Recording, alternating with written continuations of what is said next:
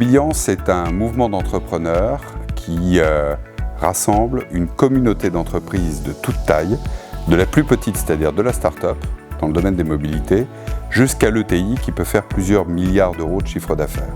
C'est un écosystème interdépendant de 160 000 entreprises qui sont les acteurs de l'automobile et de la mobilité du futur. C'est d'inscrire cette communauté de métiers et d'entreprises au plus près du terrain sur une trajectoire durable. Je pense qu'il faut passer au faire et pas simplement avoir une théorie sur la RSE. C'est l'un des enjeux des générations actuelles à la tête de nos entreprises ou de nos organisations professionnelles.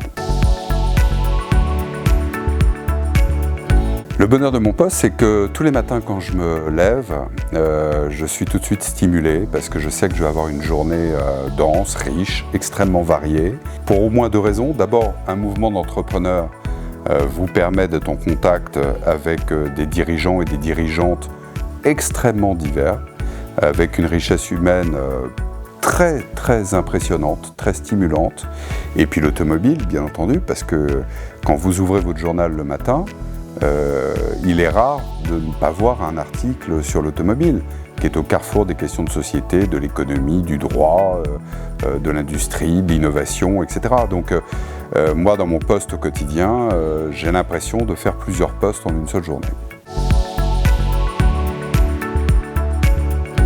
C'est un grand motif de fierté, mais c'est un motif de fierté qui n'a de sens que parce qu'il est collectif. C'est une équipe qui est derrière moi, c'est une équipe de chefs d'entreprise, ils sont 160 000, ce sont des élus professionnels, ils sont 2000, ce sont des salariés, ils sont 3000.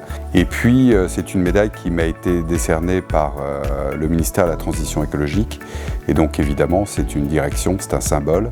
Et c'est par conséquent une distinction de la République qui m'oblige encore un peu plus à faire en sorte que l'automobile soit aux avant-postes de la transition écologique.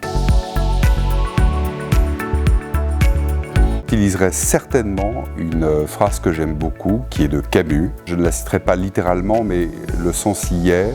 Il disait ceci. Il disait « Chaque génération se croit vouée à refaire le monde, mais ma génération sait qu'elle ne le refera pas.